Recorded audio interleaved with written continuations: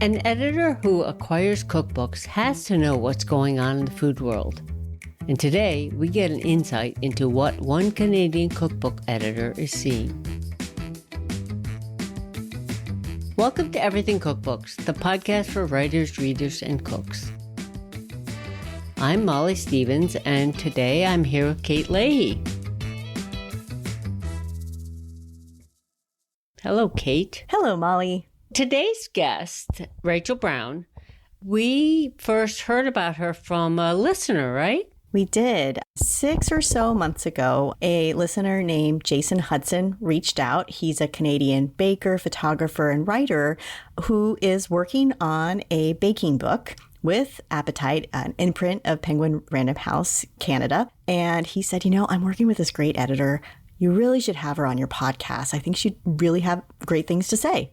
So I said, okay, sure. Yeah. And, 6 months later, we now have an interview with her. Thank you, Jason. And we are really excited to talk to Rachel Brown today. It's interesting because we've talked to a couple Canadian authors, two of which who have published with Appetite.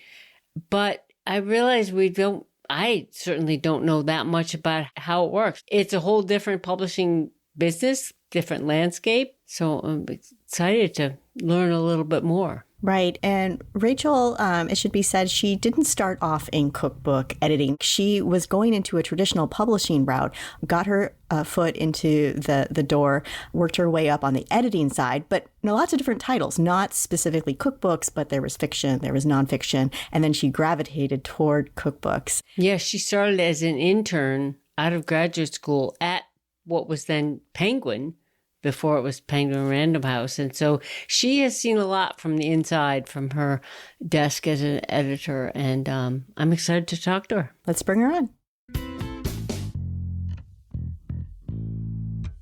Rachel, welcome to Everything Cookbooks. Thank you. Before we talk about Appetite and how things work there, can we talk about your own career trajectory? I mean, you've been with Appetite for quite a while. But how did you first break into cookbook publishing? A long trajectory. I've been working in publishing for 15 years. Before that, I studied publishing at a publishing master's program in England at a university called Oxford Brookes. And then when I came back to Toronto, I had a few internships like many young people out of master's programs do. At that point, I joined Penguin before Penguin Random House and Random House had merged. Mm-hmm.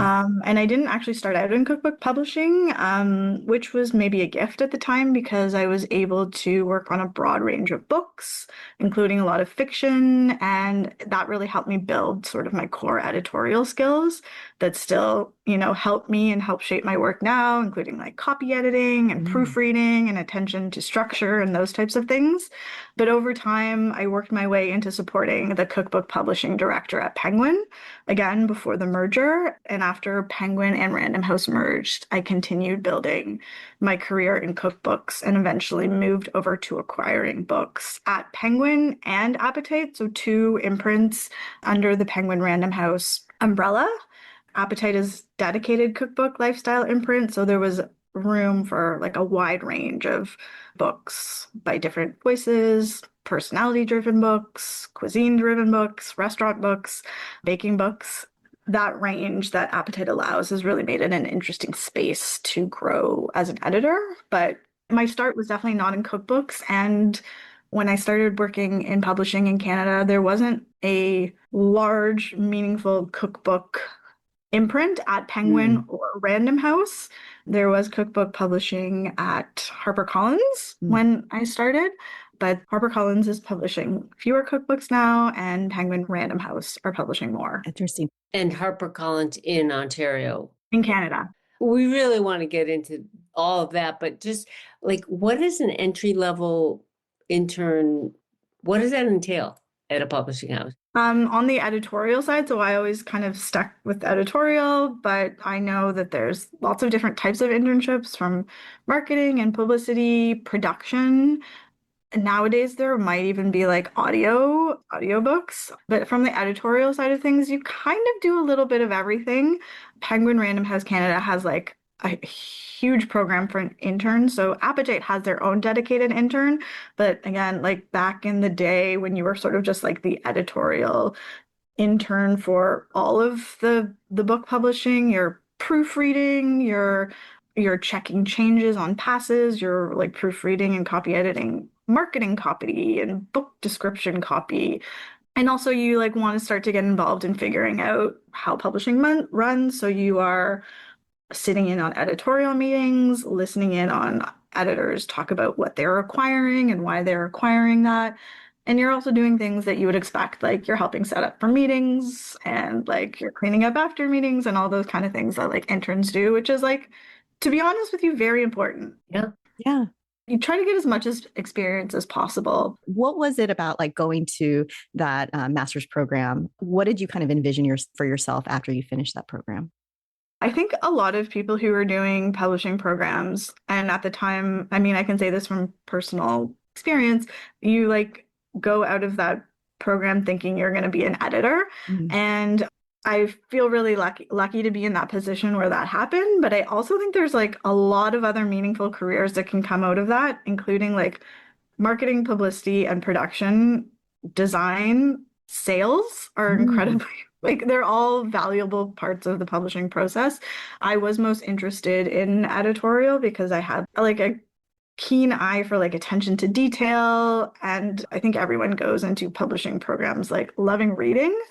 I think fiction seems like the first and biggest thing, and so I was at first an assistant to a fiction editor, but it quickly became clear that my interests were elsewhere and that nonfiction and cookbook editing was more in line with like the editorial brain I have, I guess you could say. Sure. I was like not the best fiction. I didn't do much fiction editing, but I think you have to have a very specific sort of editorial mind to be editing fiction. And it became clear that like cookbooks and nonfiction were more of how I thought, and how you engage with the material is a lot different. Absolutely. This is so interesting. And one last question about this is, how important do you think that master's degree was to securing your internship? Is it something that anybody who wants to take that route, go get a master's if you can, or?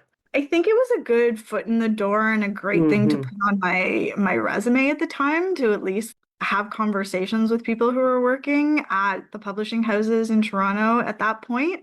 I know that there are a number of other publishing programs in the US and in Canada. Not all of them you end up with a master's, but are at least like a publishing program where you are getting an overview of the publishing industry. I think it's the type of industry that can seem like pretty enigmatic, like like people, you just don't know what goes on behind those walls. So like you do definitely get a frame of reference of like how things work, but then again, things work differently at all publishers.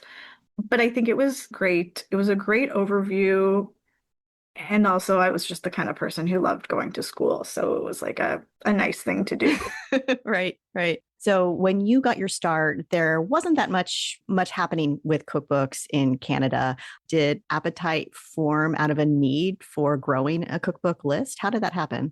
Yeah, I'll say some of this because I'm not the publisher, because I'm not the publisher of Appetite, and because I wasn't at Appetite when it formed. I can't speak to the exact conversations that were happening. Sure. But Appetite has been around for, I think, 12 years. Appetite publishes a wide range of cookbooks in Canada, and over the years it has increased its list of books, which includes international authors and Canadian authors, American authors, British authors.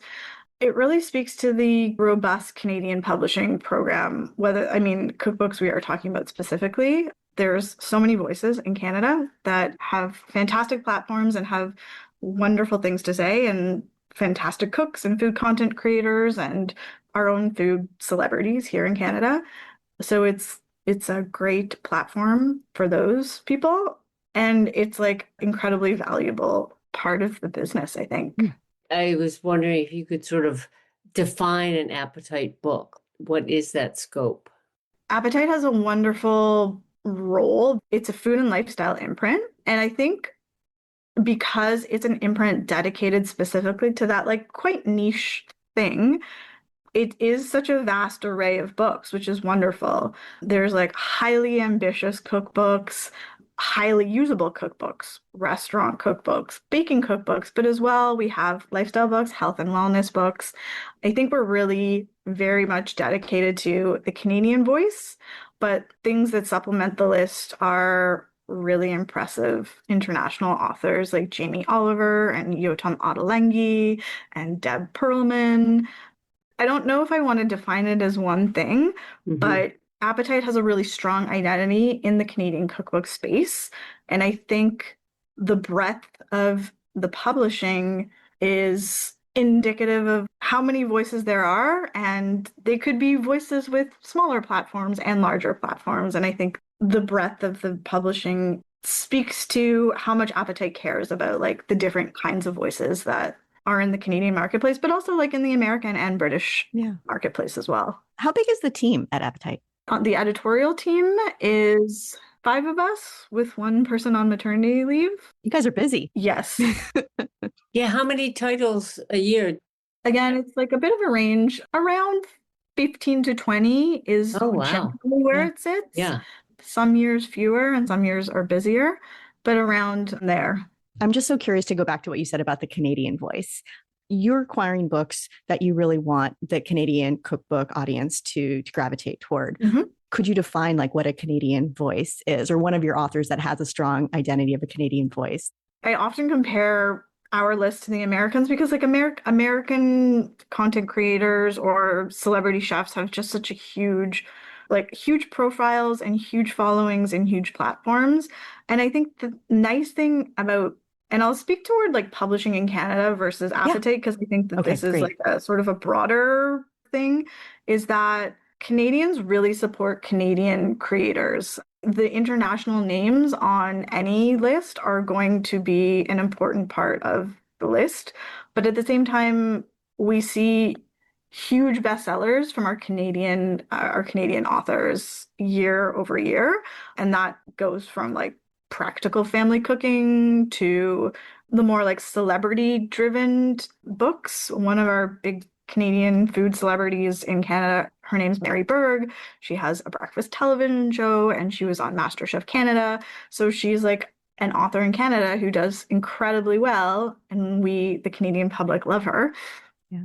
It's exciting to work in a space where there's genuine readership and for strong Canadian voices, but also even voices that like we don't know are going to be hugely popular, whether that's like someone from a different cultural background or someone who has a smaller restaurant or like a really niche type of restaurant, different registered dietitians who work across Canada as well. So Canadians really support Canadians is sort of like the bottom line. And we definitely see that. I love that. So this is not like business as usual, of course, but like, I didn't know if you had seen any kind of changes of like, say, a Canadian author who has an audience in the US is sort of, you know, I'm going to soon do my events in Canada now. It's just a little tricky to be traveling abroad. I haven't seen that, which is good. Nice. I know. It's weird times. Like a lot of Canadian authors really want to try to break out in the United States. So if there are opportunities to get into a US marketplace with events in big, US cities, I think that is still something that they'd really be keen on despite other things going on in the world. Yeah, I mean, numbers, it's a bigger population. Yeah, and we have lots of authors that have like really strong numbers in the US according to their like followings on social media platforms. So we know that like the US market is a robust one, and if we can support our authors in getting into the US market, we do export a lot of titles into the US. Appetite does. So yeah. Very curious how that works. We talked to Ozos, who wrote Chop Chop. Yep. With Appetite, but also with Artisan. Yeah. So sort of curious if you could help us understand a little bit how that works. Would be like an editor from Canada would be looking at the manuscript and an editor from US would be looking at the manuscript at the same time and giving feedback? Would that ever happen? So from an editorial perspective, yes. Usually when an author or a book has a US publisher and a Canadian publisher, so if we buy the Canadian rights for the book, usually there'll be a lead editor on it, and it's often the American editor. Sometimes it's not, sometimes it's a Canadian editor. And sometimes the Canadian editor will like give notes along with the American editor. But American editors often take the lead, and that goes with like the production and design side of things. But there are also books where we acquire the world rights for them, and those books are then exported, the US being the biggest one, other than our own. Right. Is the book sometimes already sold, like it's already in production, and then a Canadian or a UK editor will want to acquire it? Does that happen also sometimes after the fact, if there's maybe a lot of interest for the title? It happens more often on the UK side of things. So Okay. for US Canadian co-publications, we often are acquiring those books in tandem. Interesting. But on the UK side of things, we've seen books that are already in production and already like starting to be designed. And we are hearing from rights directors in the UK about the possibility of acquiring rights for those books. I will say that it's always best for the book for it to be like a tandem publication globally. So we always want our books to be published when the American book is published. And ideally, if there's like a British publication as well, it's in the book's best interest to be published altogether, just for publicity and marketing reasons. That makes sense. And I think what listeners might not understand, and I don't know, I've thought that much about it, but that in general, when you're buying a book in the country you're buying it in, it's been published in that country. Yes. But of course, there are exceptions. We all buy imported books from time to time. Yeah, I mean, all of our books, part of this is like a production side of things. So all of our books have like our own Canadian like copyright, even if they're produced in the US. And they have all of our logos on them, and we look at them, to approve pages, and those go to the printer along with the American books. But not every book we publish is like designed and edited in-house in Canada if we are buying the rights from those books from the UK or the US. Yeah. Do you also acquire a lot of Australian titles? Fewer. Appetite had an Australian author named Alice Zaslaski a few years ago on the list who had a beautiful book. But the thing about cookbook publishing is it is a really regional type of publishing. So like we get back to like Canadians really support Canadian books, and the British books that translate to the Canadian marketplace are the big ones. They're like the Yotam Ottolenghis and the Nigella Lawsons and the Jamie Olivers. And there's a hugely successful cookbook market in the UK that doesn't translate to Canada nor to the US. And I would say the same thing happens in Australia, but even more because it's seasonally so different than us. Sure. And Australian content creators, I think, are just like less present in the cultural zeitgeist, where I see lots of like British people on my TikTok and Instagram, and I just see like fewer of them from Australia. Although there have been like a few, like there's always like an exception. There's a few big breakout Australians in the cookbook market. The US is a whole different ballgame because US has such huge visibility with the content that's created there. And we consume all of it here in Canada. Yeah, but what you're saying too, just about regionalism and what ingredients are available. And also just, I think there's always friction when a UK book is republished in North America, just measurements and how all that gets translated. And that's a whole other conversation. Book jackets too. Oh my gosh, book jackets. Yeah. But let's talk about the cookbook landscape. What's kind of piquing your interest these days? I mean, I think there's a number of things that seem to be working well. And sometimes working well is like a numbers thing. And sometimes working well is like critical acclaim, critical and like awards. There's some really big awards, cookbook awards in the United States. And I'm like chuffed to see that there's a lot of culturally specific cookbooks in the marketplace, and there continue to be over the past decade.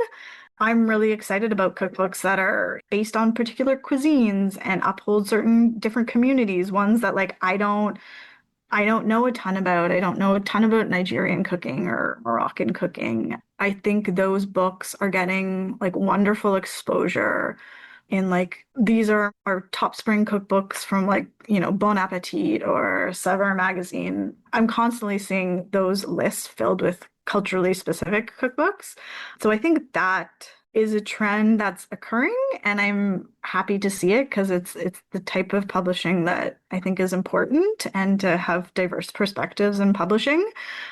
I think like usefulness is also important for Mm. books. We're seeing, some big cookbooks land on the bestseller list that are like written by incredibly articulate food content creators that like are have been chefs. So we know that those recipes are working.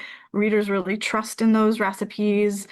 They work to fit into people's lives and they're really useful. So I think that there's some really fantastic books out there for like the mom that doesn't have enough time and needs to make dinner. And there's some really successful books and second books coming out that I've seen announced recently. For me personally, when I'm looking to acquire a book, I think more and more that a really strong hook for the book matters. So I often acquire books in like health and wellness by registered dietitians. So I'm not looking at just like what is healthy cooking. I'm looking for books that are really specific and they have a specific draw or have a promise for the reader, that they have a specific lens and that they're helping readers solve certain problems. Mhm. Whether that's like, I have an anti-inflammatory book coming out later this year, so that, there's a specific lens to that and a specific problem that it's solving. But also, like, I'm very big on like how to get dinner on the table in 30 minutes or like how to really meal plan in a way that actually works for people. Yeah, so I think the books that have the most specific type of promise, a promise that works, and that readers are seeing that those food people, whether they are chefs or content creators or restaurant owners, really see that ahead of time and really buy into that promise because they really trust the authors beforehand. Mhm. I'm thinking if an agent is bringing a proposal, I'm wondering, like, are you looking in that proposal? It's like, okay, what's the hook? What's the mission statement? Like, what problem is this book trying to solve, and or what is it going to deliver to the reader? I mean, is that something that you like, an ideal proposal that you're getting from an agent, something like right up top? Yep. It's like the most important thing in a Really? proposal. Yeah. It's like the thing that we're talking about first. It's the thing that we say, like, how is this book doing something different than all the other books that came before it? Not the comps, not all that. It's like, Comps are important, but I often find that agents and authors don't know what their comps are. So, I mean, not to disparage agents No. and no, we've heard this before. Yeah. I often know what the comps are better than the agent does, especially when it comes to numbers. But the most important thing is that the book has like a certain and different perspective. Granted, like there's only so many ways to like skin a chicken or what have you. Right, Right. right. Yeah. That's not the saying, but I like it. We can make it a saying. but that being said, I'm going to use this anti-inflammatory book that I'm working on as an example. There've been some incredibly successful anti-inflammatory cookbooks that have come out, but the thing that was different about the one that I'm working on is that it's coming from a DESI perspective. Oh, So it's coming with a different lens on it than a lot of other anti-inflammatory cookbooks. But yes, the hook of the book is the most important thing. So it's really niching down. It's like yeah. anti-inflammatory sounds pretty niche, but it's not enough. It's the next level of specificity that you're looking for. And in terms of the pitch itself, we hear a lot of people talking about pitch decks as opposed to the conventional proposal. Are you seeing these and what's your reaction? I do see pitch decks sometimes versus like the regular old proposal. To me, a pitch deck can look nicer, and that has a certain like resonance when we're sharing it with colleagues and when I'm sharing it with, my publisher or, other editors. It's nice when something looks nice, but ultimately the thing that makes the biggest difference is like what it says. Mm. So while I love a pitch deck that looks nice, if it doesn't have much substance to it, Yeah. it probably is not going to take it over the line. But if I have a proposal that looks more generic, but actually has something really different or insightful or is really well written, that's going to ultimately be more important.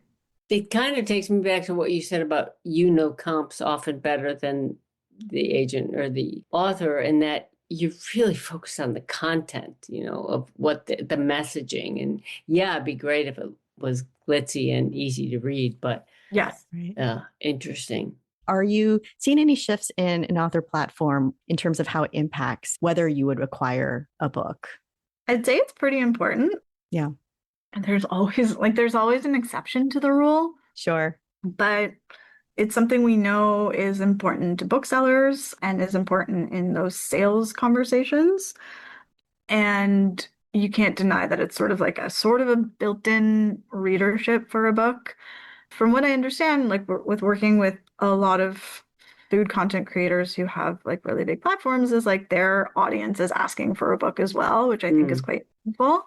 That being said, we have authors who have like much more modest platforms and have like a really great idea or a really impressive promise in their book or what have you that like is still meaningful and is still a proposal that we're going to review and maybe acquire because the book idea is great and because perhaps the author has like great credentials or like they may not have a huge platform but they might be on television a lot. They might be like one of those morning breakfast TV, the health expert. Right. They're an expert, visible in some way. They're findable in some way. You have to have Yes. some meat on the bone to when you're in your sales conversations talking about this author and hyping them up to get the sales team excited. We read a recent article that of HarperCollins reported that about a third of their cookbook acquisitions were digital talent. Mm-hmm. But what I'm hearing you say, Rachel, is that a platform alone is not going to outweigh a lousy idea, or maybe it would in certain cases if it's big enough. If someone has a big enough platform, it is really meaningful. And I still think then there's a conversation to be had of like, how can we make this book a little bit more specific? Maybe it's a regional connection that the author might have. Maybe they're adding in, like, I mean, Jamie Oliver is the king of like a promise in his book, whether it's like 20-minute meals or 5 ingredients Mm-hmm. or the list goes on with his Yeah. dozens and dozens of It's cookbooks. true. It's impressive. He is a huge name, but every book has a different little hook, and some of them are related or like adjacent to each other. Mm-hmm. But he's like great at like he had a Mediterranean book a couple of years ago when like the Mediterranean thing was big. So I still think that there's a way that even if you're big enough, you still have to have like it's not just here's a book of recipes, but Mm-hmm. there's a budget conscious, perhaps, or time conscious, or pantry forward, or what have you. Like there's a way of spinning it to make it stand out amongst all the other cookbooks that are on the shelves, which are many. Right. It's not, you still have to have that hook. I mean, it is the attention economy. So even if this is a big name, like what is it about this book? What is the promise? Why do you need the next Jamie Oliver book? Right. Yeah. Do you ever look at unrepresented submissions? So from authors who don't have an agent? Yes, a lot. Really? How do they come in? I mean, sometimes authors introduce us to other people that they know who are like working food content creators. I mean, another big part of what we're doing, some of my editors and I are doing, are we're like commissioning books. So we're approaching people. I was wondering. Those people often don't have agents, and sometimes they eventually do have agents after a few conversations. It's like a comfort level thing for a lot of people, but we acquire a lot of unagented books because we are approaching people who we think could have a book. It's quite a fruitful way of doing things as well. Well, I guess the question is, are you scouting mostly people who you come across in your culture, your modern day? Someone like that person is doing something interesting. Let's see if they have a book. Or are you also thinking, geez, this topic is really hot right now. Appetite should be in this category. Let's find someone to do that. Is it both things at once? It's both. Yeah, definitely. It's sometimes someone has something interesting that they're already saying, but we're definitely looking for specific books on specific topics as well. And sometimes, yeah, we have other authors who have other content creator friends or chef friends or what have you that have been hoping to do a book or at least talk about the possibility of doing a book. So there's a lot of like authors helping other authors out with introductions. And I would imagine, though, it's still pretty competitive because if Appetite's doing around, like, say, 12, 15 books a year, Mhm. and you're getting pitches from agents and you're getting unsolicited submissions going into a slush pile, and you're looking for books you really want, I mean, do you know how many pitches you get a year? I'm imagining it's competitive. I mean, yes, it is, but sometimes it's like when it rains, it pours, and it's Um, like some seasons of the year are like really busy, and then other parts of the year will be like really dry with sure. submissions. It is competitive, and there's like only so many books you can publish, and there's like only so many. Publishing a cookbook is like a long process, as well as like there's only so many hours in the day to edit, and there's only so many hours in the day. So like one editor can only edit so many books per season. So we are really mindful of like how many books we're taking on. And, there are some books on our list that are, again, edited in the United States with our co-publishers. So we're not doing like the hands-on work for some of those titles that are we call co-pubs. But yes, there's only so many slots, and not all the books we receive on submission are acquired, certainly. Sure. Yeah. If you commission a book, once you find the person and agree on the proposal, the outline, everything else, the deal looks like a standard deal. It's not a work for hire situation. Once you commission it, it more or less looks like a standard author deal. Yes. Okay. Yeah. Just want to be clear. I wanted to also just ask, some of the books that are in the pipeline that you can talk to us about. We're connected through Jason Hudson, who was listening to the podcast. He's one of your authors, and he just was like, you have to talk to Rachel. I just love working with her. So, tell us maybe a little bit about his book if you can, and any other books that you're excited about. Yeah. Jason's book is really fun, and Jason's just a wonderful guy. It's a great title. Yeah, it's a great title.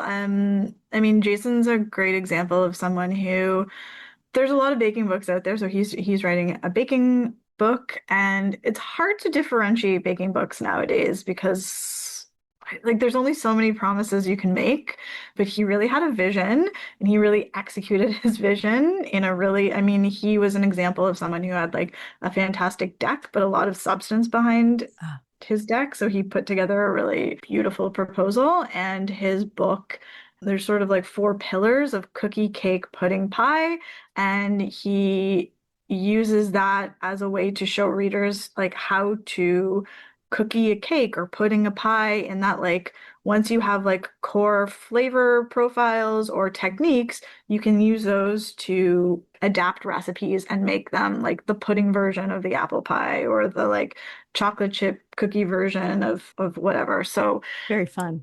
really fun and like really thoughtful. So that book is coming out in fall 27, which like feels far away, but things are really far away and then they're really close, and there's always feels like there's no in between.